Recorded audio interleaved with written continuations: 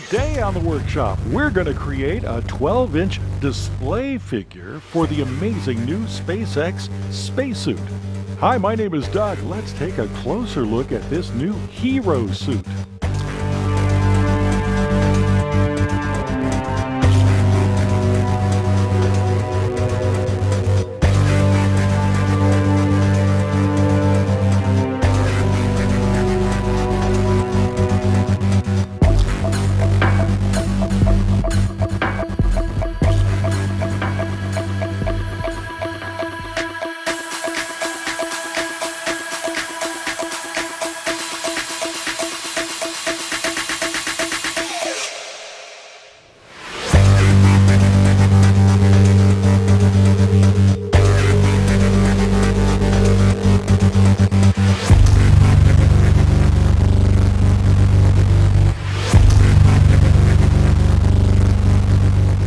That was an exciting day, May 30th, 2020, with the first privileged pair to wear the SpaceX suit in space. Doug Hurley and Robert Behnken, they flew to the ISS.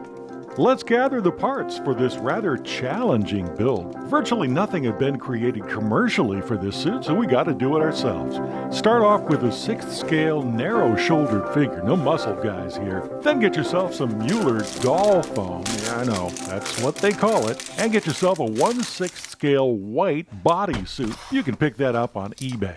For this build, I actually chose to buy 2 of these suits. You can decide later on how you want to roll. When you go to the Flat Earth Workshop on Shapeways, you'll see 2 sizes of helmets that are available. If you choose the larger version, it'll be a bit easier to manipulate, get that visor up and down. If you choose the smaller one, that's more accurate, but you're going to have to work a bit to get the head into the helmet correctly. This 1/6 scale SpaceX helmet was developed from plans for the production version of these. There's a remarkable difference between the NASA helmets and the SpaceX helmets. First of all, there is no collar ring.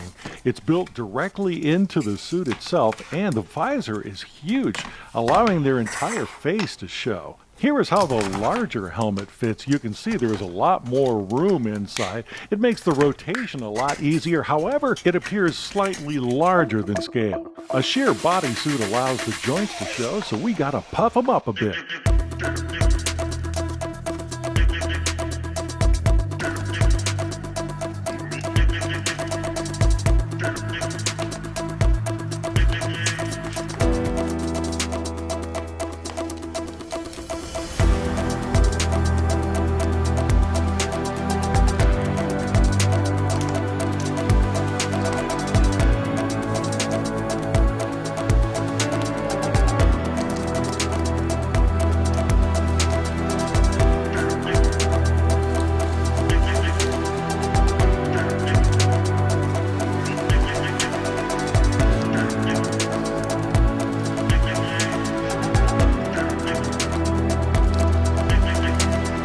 For a bit, he was looking more like the mummy of Ramses than an astronaut, but stick with me, you'll see why.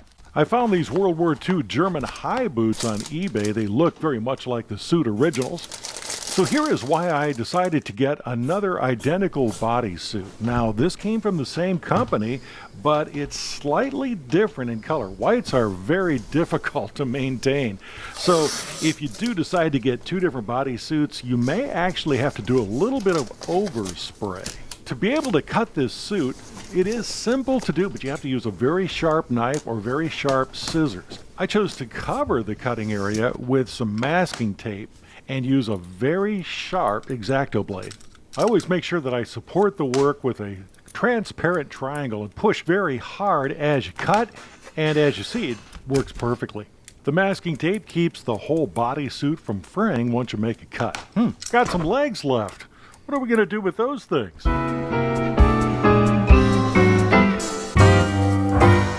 Really cool thing about the SpaceX suit, it gets rid of a lot of the bearings that were formerly used for the gloves, for the helmet. The ceiling bearings have either been taken away or they're invisible now, and that allows this suit to be very close fitting. The red tape that you see being used here is a double-sided tape made by Tessa, and there are other manufacturers. Very sticky stuff. And being two-sided, you're able to put these small strips on the inside of the fabric, fold over, and make a hem without having to do any sewing at all. And this tape stays put.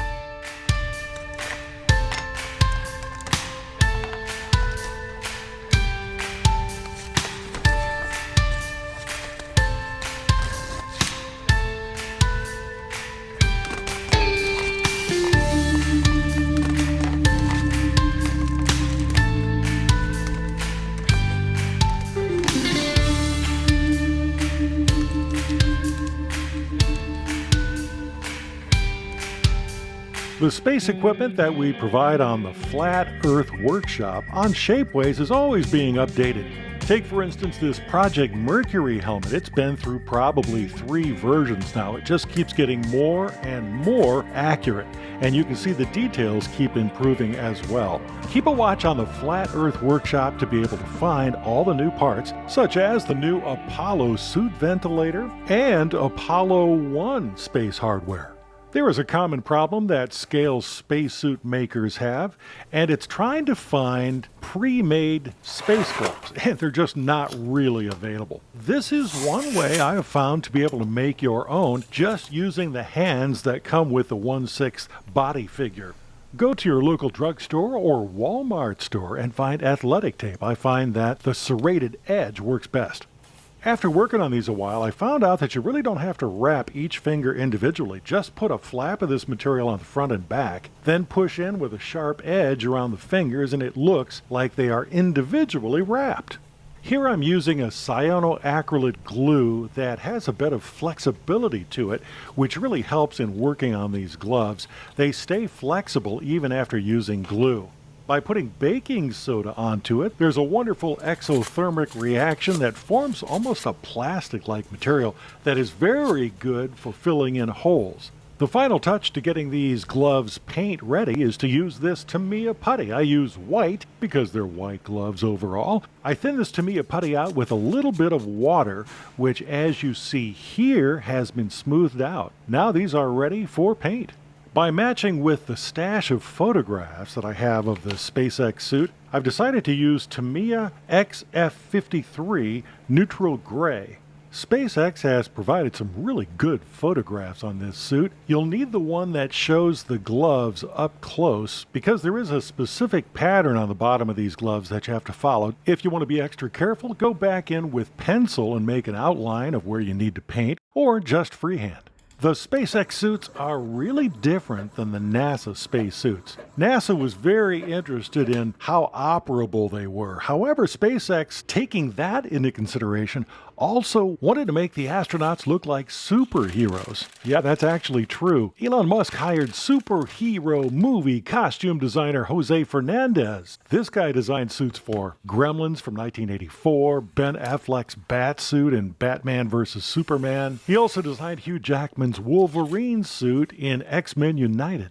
So to make this suit in 1/6 scale appear very believable, we have to have accurate graphics. I've created those graphics in Illustrator, reduced them down to 1/6 size, and then printed them out on cloth.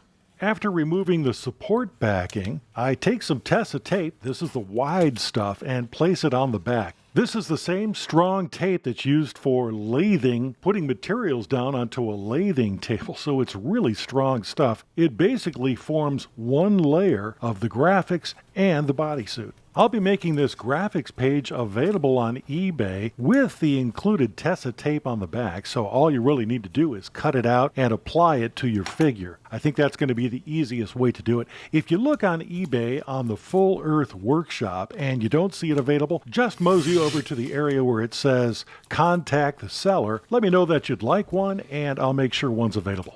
Once the chest yoke is cut out and placed, you'll want to put some foam behind it to make sure it doesn't wrinkle in that area. As we apply the torso stripes, you'll find out that these are really helpful in the area where you made the hem. It will hide any mismatch there. You start under the arm, make a cut at the hem, and then put on the leg parts.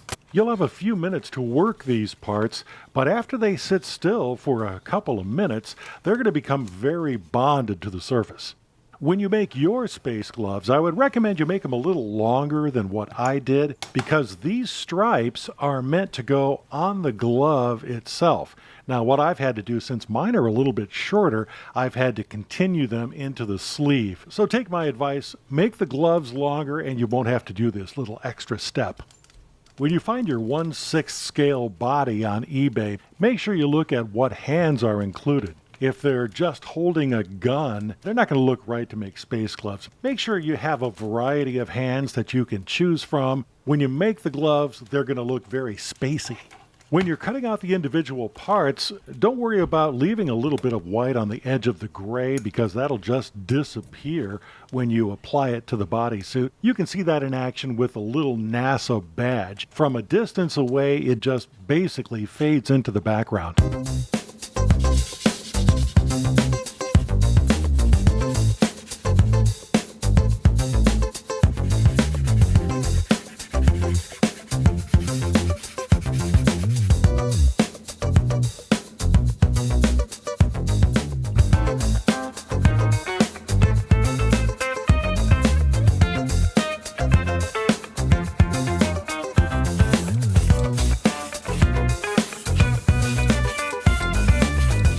Finishing scale space helmets take a bit of attention to detail. Since these parts come from a 3D printer, there will be a little bit of jaggies on the surface. Now, Shapeways makes some very nice parts, so there's not a lot of work, but you have to be very particular around the visor area, because that needs to be very smooth to appear like glass. You'll see later on that the cowl area around the neck, we let that stay kind of rough because we're going to use that as a fabric texture later on.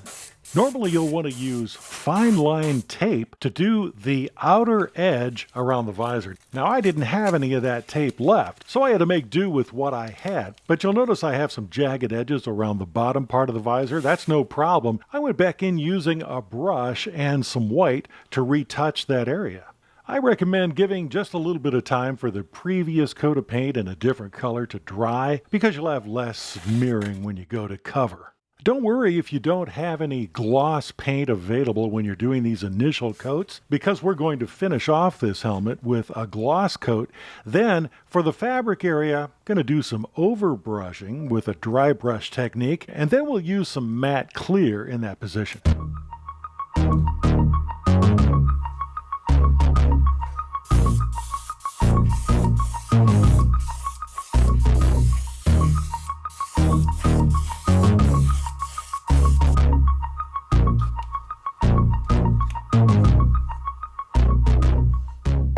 Well, let's jump in and show you that dry brushing technique. Using neutral gray XF53, I'm just going to take a small bit of paint, pulling it right from the cap, then try to get as much of that paint off of the brush as possible. Once you do that, go in lightly and just start brushing against the grain. As you see, those highlights will start coming up, and it appears very much like fabric. Tone that area down and take off some of the shine. I suggest using Tamiya Clear Flat, and it works perfectly. Now is the time that we glue it into place using a small piece of styrene to make sure we don't mess up anything.